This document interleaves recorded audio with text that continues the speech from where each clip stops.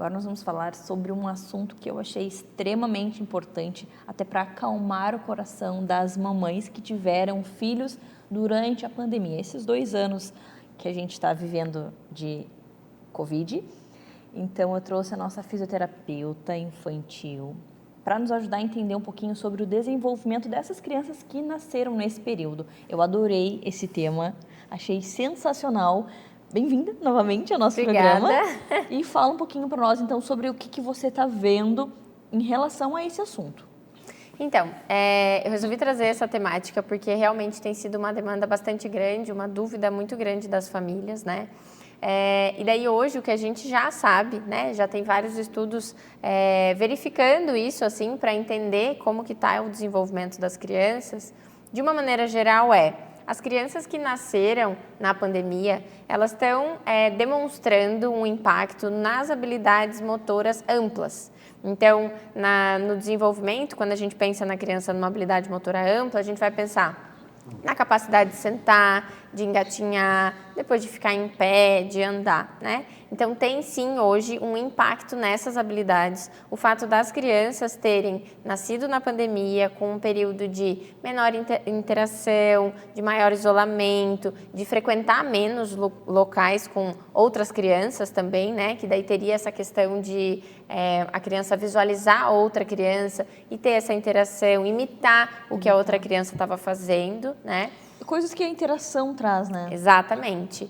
E daí, além dessa questão de impactar por ter ficado um pouco mais tempo em casa, um pouco mais restrito, também tem um fator bastante presente que se está estudando, que é a questão do estresse, né? Então, o estresse do receio, do desconhecido, de não saber como que ia ser, né? Todo esse cenário aí que a gente está descobrindo a cada tempo, né? Quando cada hora surge algo diferente. Exatamente. E daí esse estresse, tanto da mãe, né? Que estava ali grávida nesse período, quanto quando a criança nasceu. E daí, poxa, como é que vai ser, né? Será que vai dar para sair de casa? Será que não vai dar? O que vai acontecer?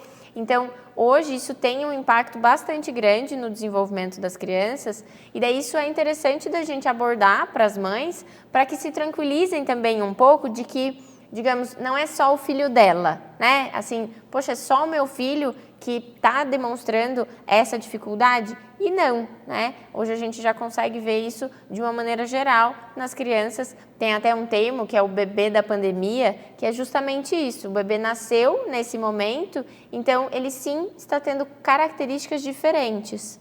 Entendi.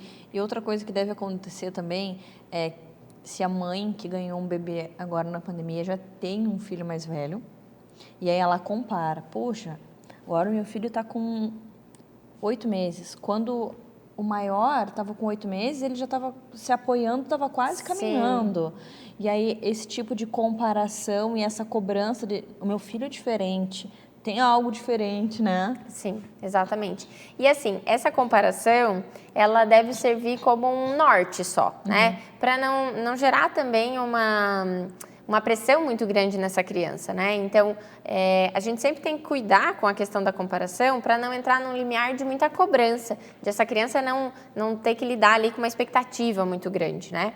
Mas quando se tem essa visualização, assim, do tipo, acho que era para ele estar um pouco mais ágil, acho que era para ele estar se movimentando mais. É um start para procurar ajuda, esse é um alerta, né? Então, a partir do momento que se tem essa dúvida, é para procurar mesmo um profissional. Essa semana mesmo teve uma mãe que me mandou uma mensagem e daí ela conta, assim, que ela acha que a criança está com dificuldade, porque não parece que ele está conseguindo engatinhar, que parece que está difícil.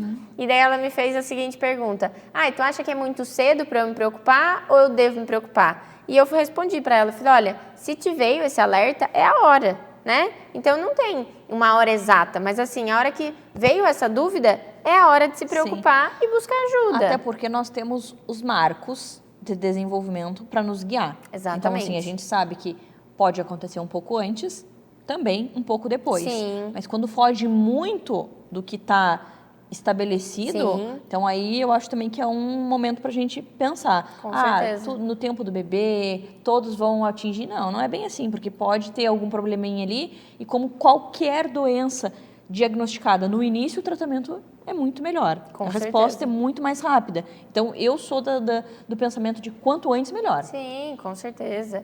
E assim, o que acontece com a criança que tem essa dificuldade de conquistas mais amplas, mais complexas, é que a criança ela vai se frustrando também.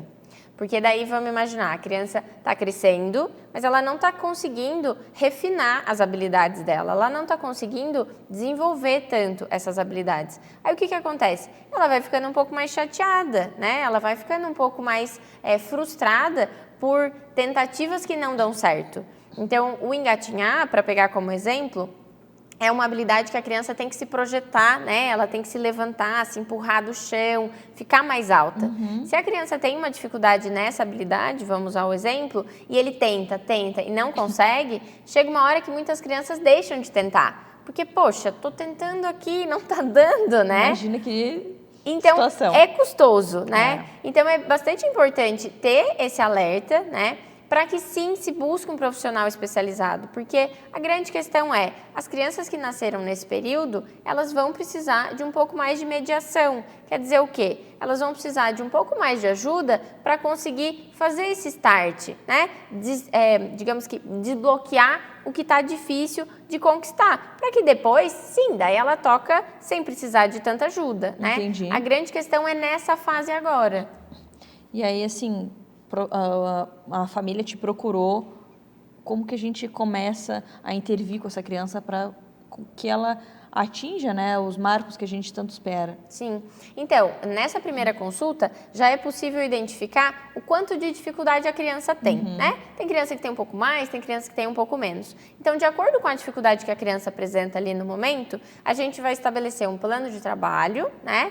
Que a gente vai definir a frequência que essa criança vai precisar ir para o consultório e junto com esse atendimento no consultório, eu passo orientações, né, e adaptações para a família fazer em casa para favorecer esse desenvolvimento. Então, por exemplo, tem crianças que eu acompanho a cada 15 dias e eu passo atividades para a família fazer em casa, né? Então, ela não fica esses 15 dias parada. Exatamente. Porque o que acontece? A criança, para ela aprender, para ela adquirir essa habilidade, não é suficiente só o período que ela está no consultório, né? Então, ela precisa, sim, ter esse aprimoramento em casa, ali no quarto, na sala, né? Onde ela frequenta bastante.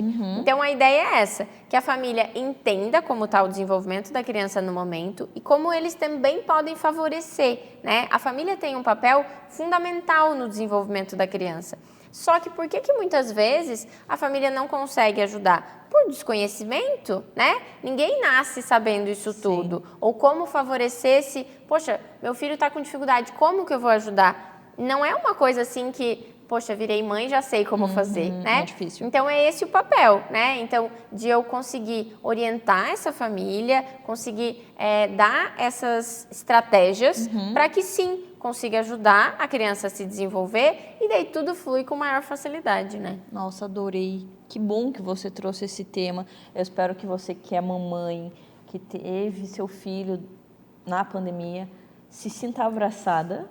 E se tiver alguma dúvida sobre esse assunto, manda mensagem que a Júlia vai nos ajudar a entender. E até se você for aqui da Grande Florianópolis, conhecer o trabalho dela, tenho certeza que você vai gostar. Querida, muito obrigada e até o nosso próximo encontro. Eu que agradeço, até.